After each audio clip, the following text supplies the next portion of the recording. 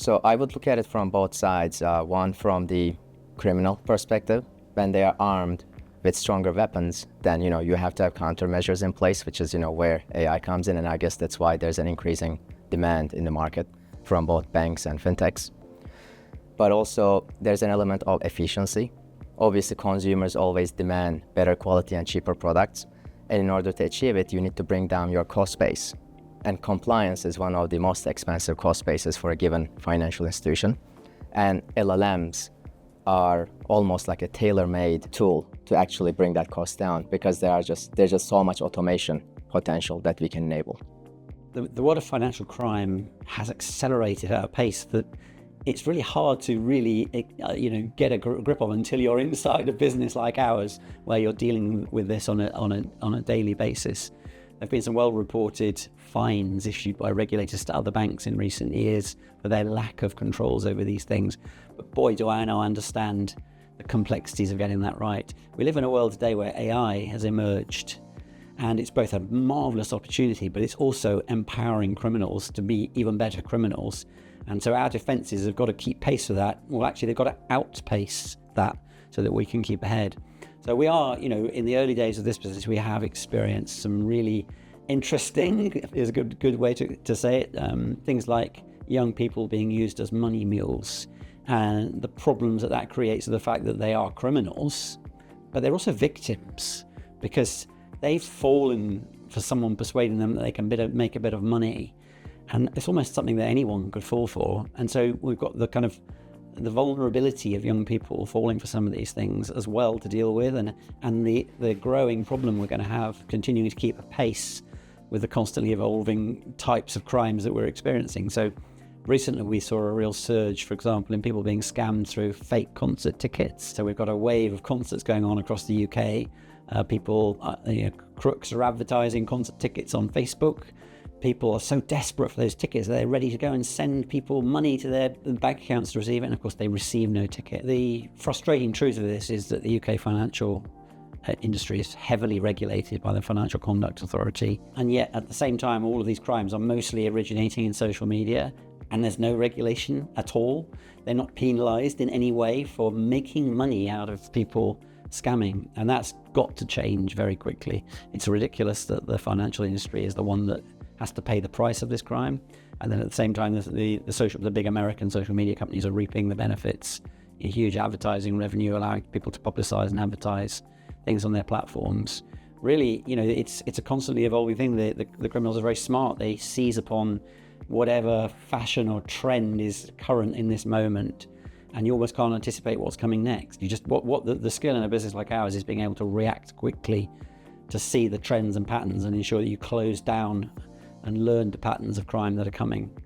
So now we are 3+ years on our journey, and I guess I would say the beginning was Y Combinator, participating in Y Combinator, which is considered world's best startup incubator, and we received great network support, and we kind of picked up in terms of traction as well by participating in the program.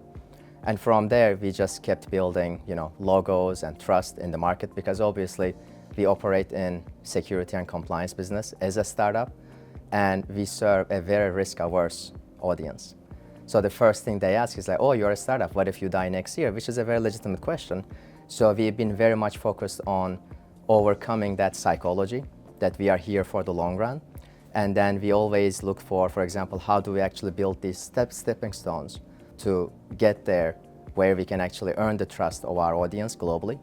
So some of those milestones would be, for example, targeting certain security certifications such as ISO, SOC 2, etc. Doubling down on the future, which is generative AI led tooling. That's why also our punchline is AI native AML compliance. So I would say, just to recap, getting into Y Combinator helped the business development. That was the biggest milestone for our origin, for our genesis. And from there, we were very much focused on trust building on an ongoing basis. And in tandem, we were also betting on the future with AI. Paul Graham, co-founder of Y Combinator, he has this very nice phrase that I like. In order to receive investment, just be investable. So essentially build a good business that people would be interested in, and that's what we have been trying to do for the last 3 years. And I guess the reason we received the funding is because we are a very good business, a very sustainable, fast growth, and we want to continue to do the same over the coming years. But obviously, no one is going to invest in you if you are not promising as a company to grow in the long run and deliver asymmetrical outcomes, right, from a VC perspective. And if you think about our company, we are also not first to the market. Like, these types of solutions have been around for the last 50, 60 years, right? And I've been on the buyer side before I started the company, so that's essentially also why we exist, because I know what not to do. I know what's out there, and I know most of those people lie because they lied to me. And that's essentially also why we exist, because we wanted to build a product where we wouldn't have to lie to people, and it works, and it delights people. Because when you think about it, no one cares about back office people. Yeah, sure, 9 to 6 p.m. every day, you just click some buttons. But imagine half of your work is just like stupid clicks every day, right? And then these people go back to their families, they all have their own lives.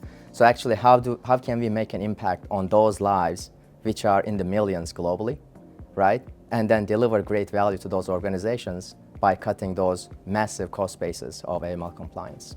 So I think, like with that vision, that's why we were able to attract a good investment. The big things that B4B Payments wants to focus on in the next 2 years is scale. And we have been laying the foundations to scale. This, again, like I mentioned, goes back to the acquisition by Banking Circle a few years ago. And we both have sort of large ambitions when it comes to scale. One of the more interesting things we are discussing internally at the moment is what are we doing right now that will be relevant or even irrelevant in 2 years' time? And the engagement model with clients is something that's really interesting to think about right now. So we have user interfaces where clients can interact with our products. And that could be sort of a mobile app, it could be a web interface. In future, there's a big question over whether the engagement model will change. So there could be NLX or natural language instead of UX. And so that might be, instead of saying, hey, I want to click here and issue a virtual card, it could be simply asking an agent or an AI within our products, hey, I want to issue a virtual card. And so that is something we're exploring right now. Agents, like I mentioned, is another one where you might have capabilities within our products that are actually doing work for you. And like I said, for the time being, there's a human in the loop with this, but it's interesting to think about. And I think the other point around what's in terms of what may be irrelevant is also agentic payments as well. So you may have our clients, it could be us talking to merchants or other businesses, making payments that are driven programmatically. And so it might mean, when I talk about user interfaces, that those models may change, and it may mean that potentially they're less relevant. In the next 2 years, one of the big things that we are thinking about is how our clients will engage with our products. And that can be via user interfaces, it can be via APIs. What we're seeing with some of the developments on the AI and the LLM side is the interaction models and the opportunities for new ways of engaging with payment platforms. And one of those potentially could be MCP, or the Model Context Protocol, that is becoming popular in the AI LLM space. And that might mean that starts to supersede APIs. It may not, but that's interesting to look at. And the other part is the developer experience. So we do have API connectivity for our products. We are expanding that, working on the developer experience as well. But in future, it might be an interesting question of do human engineers interact with our platform via the developer experience or not? And it could be a case of either agents or other methods of communication where the developer experience starts to change and evolves into something different. What we want to build is, when we say AI native risk management, AI native AML compliance, what we mean is we want to upskill humans to an oversight function for machines. Right now, humans do stuff alongside machines, right? Like maybe there's machine learning detection, but a human investigates, and they still spend 30 minutes per alert. And if you are a bank, maybe you have millions of them per month or per year, depending on your size. And when we say AI native, we want most of these operations to be done by AI, and humans provide oversight with full audit trail, with full complex human decisioning. And That's essentially how we try to turn the problem on its head. And that's where LLMs are, very powerful in terms of helping with that end vision. Coming back to AI forensics, it's essentially a set of AI agents that are tailor-made to handle very specific things. For example, in AML screening, we have an AI agent, AI forensics for screening, and it does only false positive suppression for screening alerts. And then for L2, complex monitoring alerts, obviously these might require very complex, investigations, building pivot tables, etc. takes you 15 minutes each. Versus with us, it takes a second. You just speak to the system, it gives you the data. And as human, you can just digest that insight and information and reach to a conclusion. So it's almost as if we are not eliminating humans, and we give our customers cars, so now they don't have to walk or ride horse carts.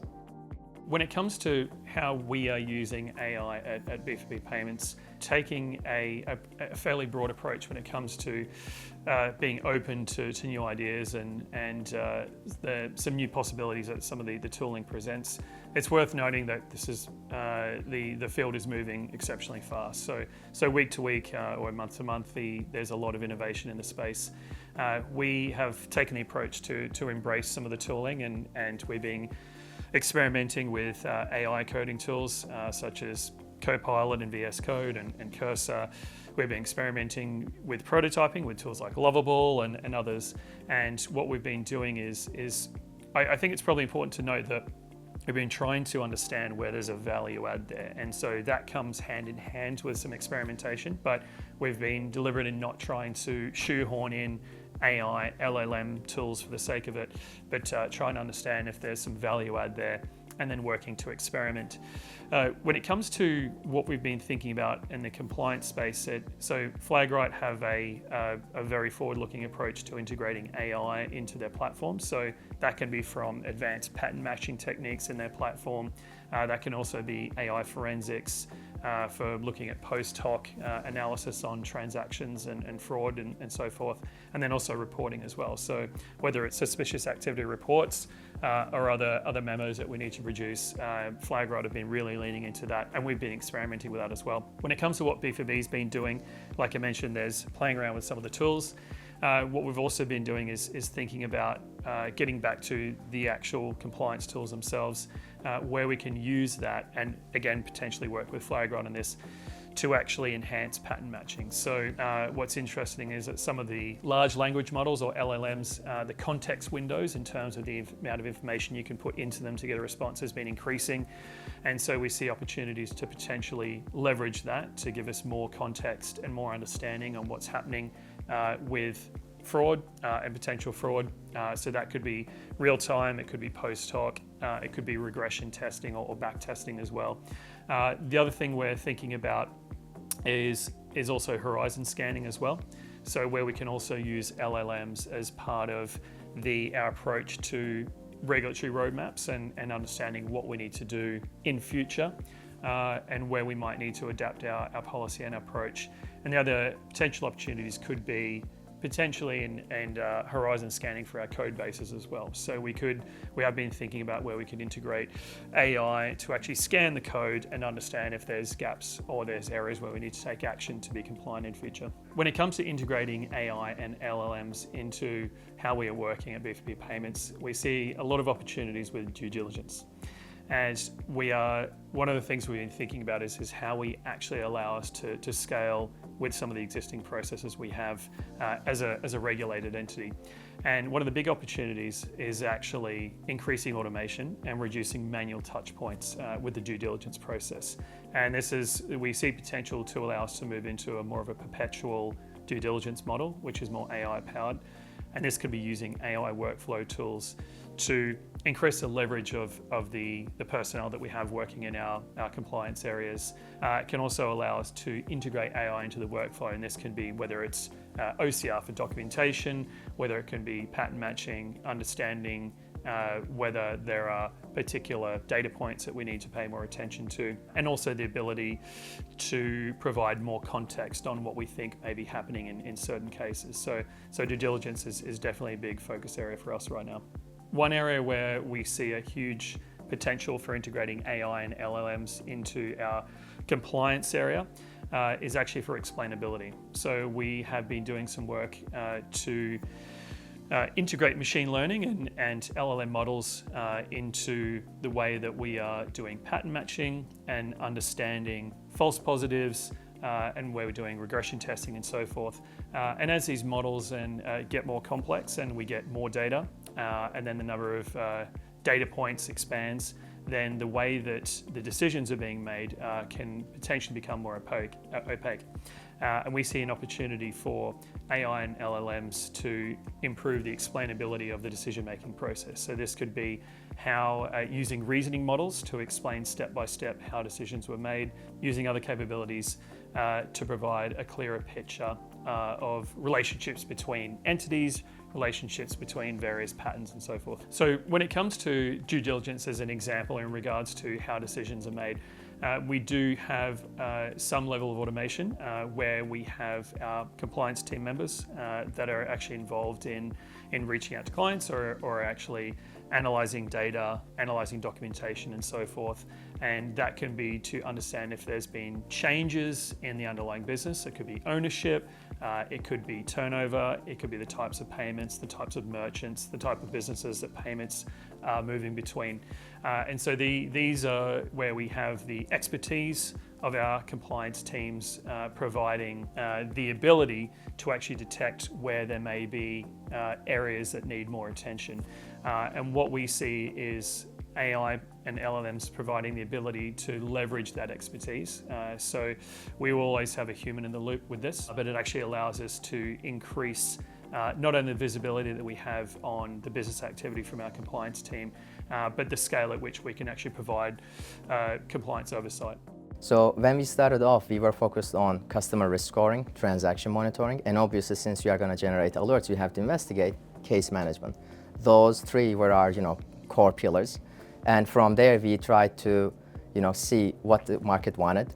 And then obviously, our customers shape our product quite a bit. So then we ventured out into, AML screening, AI agents, ontology, quality assurance for L3 teams, etc. But at the same time, if you look at it, use cases horizontally expanding, these are also, each of them, very deep. For example, transaction monitoring alone, there are multiple multi-billion companies doing just that. So we are building the operating system, but in a very T-shaped manner. So we are also trying to be best in breed for transaction monitoring and case management, etc., which then builds a lot of stress on your execution capabilities. But that's not a concern for us, at least so far in the last 3 years, because that's one of our strongest areas. We can execute very fast. It's been an interesting journey for B2B payments, from starting with a focus on prepaid card issuance, then becoming licensed in the UK and Europe. So it was very much cards focused, and this was for payouts and other use cases, expense management and so forth. And then what was really interesting is a few years ago, Banking Circle, or the Banking Circle group, actually bought B2B payments to expand their product offering. And what was really, I think, attractive about that is the ability then to have access to the Banking Circle suite of products and technologies and so forth. So really, I think a big change for B2B payments is expanding our payments capabilities. And so this is payments, accounts, and FX, foreign exchange. What we've been able to do is have direct access to Banking Circle's world-class set of direct clearing and VIBANs and foreign exchange capabilities globally. So this is 25 currencies for VIBANs. This is direct clearing in a number of countries and regions, which is expanding sort of all the time. We've recently, the BC Group has recently made some purchases in Australia, which has given us direct access there. And there's a big push into North America and so forth. So when it comes to what's relevant to note is the direct access to Banking Circle capabilities. And what we have done as well is we've very much expanded our capabilities when it comes to banking as a service or embedded finance. And the definition can be a little broad for that, but effectively what we've been able to do is provide direct API access and composable access for our different capabilities. This is for capabilities that we've built internally, but then also for Banking Circle. And what's interesting to note is we have a unique differentiator, I think, when it comes to being able to combine those capabilities. So we can actually provide not only the API access, but we can provide the cards, payments, FX, and accounts capabilities, and then also the new innovations that are coming from the BC side, including on us and other treasury products as well. So that's probably the key takeaway when it comes to some of the offerings that we have. Over the last year, it's been probably expanding our payments capabilities and really expanding the VIBAN capabilities we have. So these are accounts that are actually held with Banking Circle that we can offer out to market. So that's been the biggest change, opening up a lot of that. Like I said, we do have a big push into North America. We're really excited to talk about that in the coming months as we get some of the building blocks in place there. But that's been, if we think about up to now, a couple of really big focus areas for us, and so that'll give us some pretty impressive capabilities across the UK, Europe, and then North America, United States as well. Since the beginning, what stood out for me is, I guess people can relate that I've been on the buyer side, and we are actually caring about their lives and how they work, and actually try to add value rather than try to sell them a back office tool.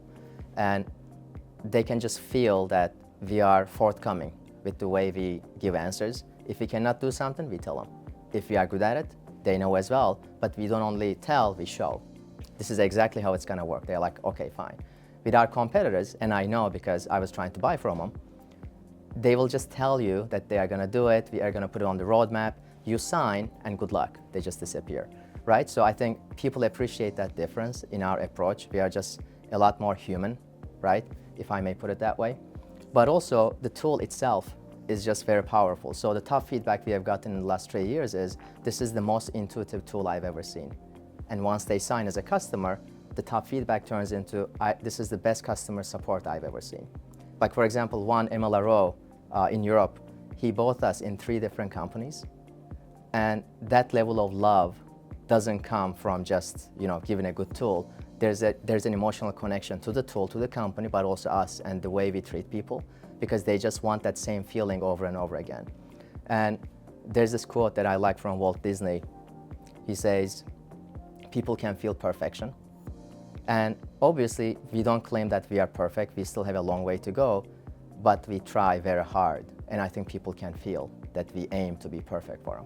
When it comes to financial crime, compliance, AML and so forth, the experience that B2B Payments have had with Flagright has actually been really positive so far. So we went live in a matter of weeks. The integrations and the APIs that Flagright offer have been really easy to integrate to. The platform has been quite easy to use. It's also been great. So Flagright have been really helpful, helping us migrate some of our existing rule sets and pattern matching across to the platform. And they've been really great when it comes to training and helping us get up to speed and try and maximize the capabilities of the Flagright platform. And it's worth noting too that the customer service has been exceptional with the Flagright as well. So I've even found from my personal experience that they have been super responsive, and they're always quick to respond to us to help out with either ideas we have, whether there might be challenges we're facing, or how we actually then collaboratively build out the solution going forward.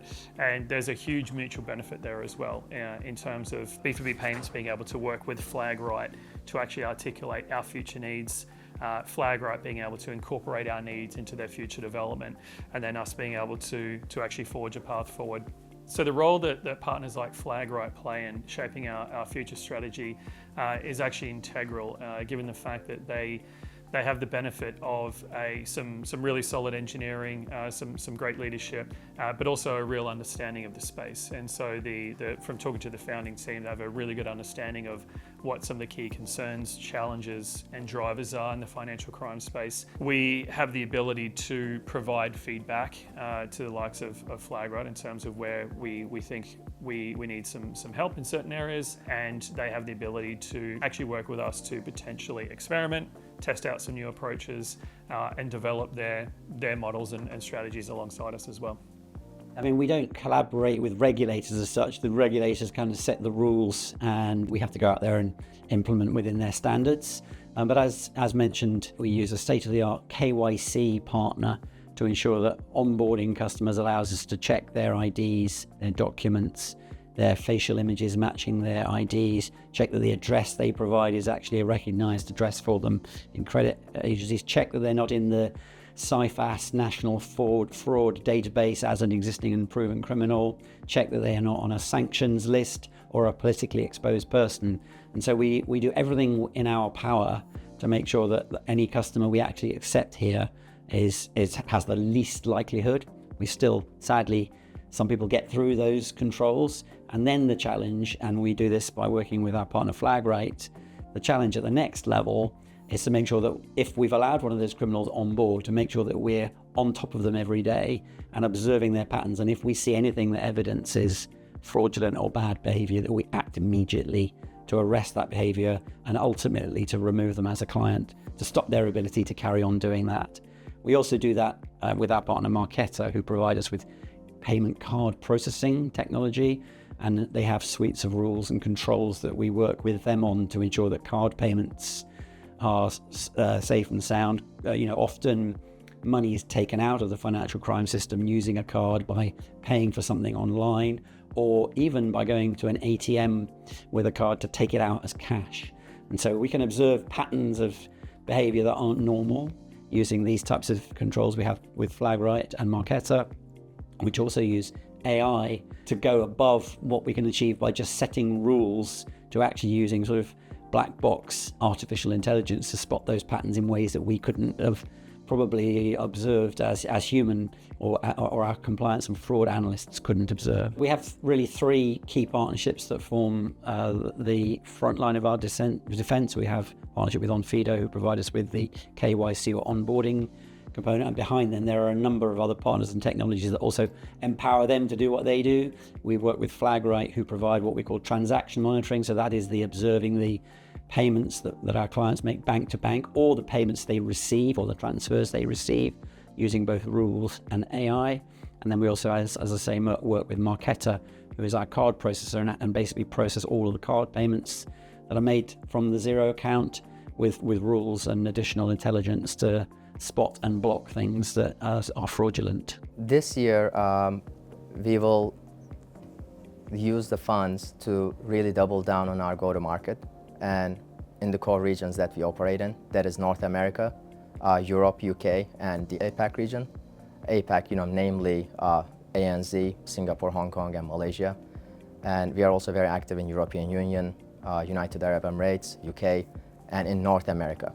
And those are our core markets, so we will just double down on those. That's why recently we launched our EMEA HQ in London at Bank.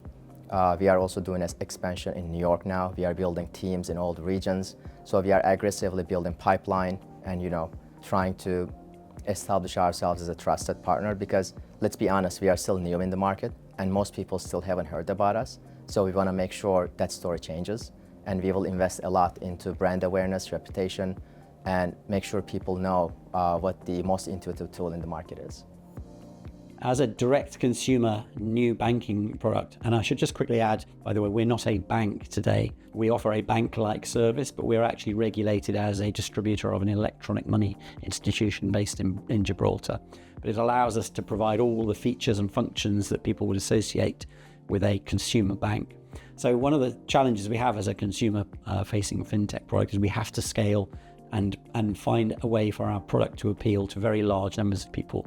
So within the next 2 or 3 years, we've got to get into the hundreds of thousands, preferably millions of consumers using our product. We've also got to transition from a free product, which makes us virtually no money, which is an unusual thing about the UK fintech market, which is this expectation that banks are free for consumers. There's a huge cost for a bank to run all of that technology and all of those people needed to deliver a bank. And yet in the UK, we expect that as a free service. And that's fine, that's what it is. But what that means is we've got to add additional features to our product that bring us revenue. Otherwise, we can't survive and do all the great things we want to do with our business. So on that end, what we're really good at with the team we've got here is fast-paced launch of good products using the best fintech capabilities. So we will be launching the Zero Planet Safe savings account, instant access savings account, in the next month or so, which will offer a leading interest rate with the money deposited in a planet safe place. So it's not going to be used by a bank to lend for drilling oil wells, for example. We're going to be launching, I've already mentioned, we're launching the Zero Carbon Projects, which is our carbon offsetting product, which ties into our green score feature to allow people to spend a little bit extra to compensate for any transactions or any spending that's harming the planet. We also aim to launch an ESG investment proposition to allow young people who want to put some of their money into longer term growth to outperform savings by investing in ESG funds so that they can aspire to have their money grow faster. We're also going to be introducing rewards or cashback type services for sustainable spending. So we could, like some other cards and banks have done, launch rewards where you get some cash back for everything you spend, but because of our drive to help people be more sustainable, we want to focus our lens on helping them to get rewards for when they're spending sustainably, and that's quite a challenge, but we're working hard on that at the moment. We'll also be powering up our community share option proposition, which is the part of our product which promises to set aside 20% of the value of the business for our customers to own for free, just for being a customer. And we've got more work to do to sort of bring that into the product at different touch points in people's experience with us.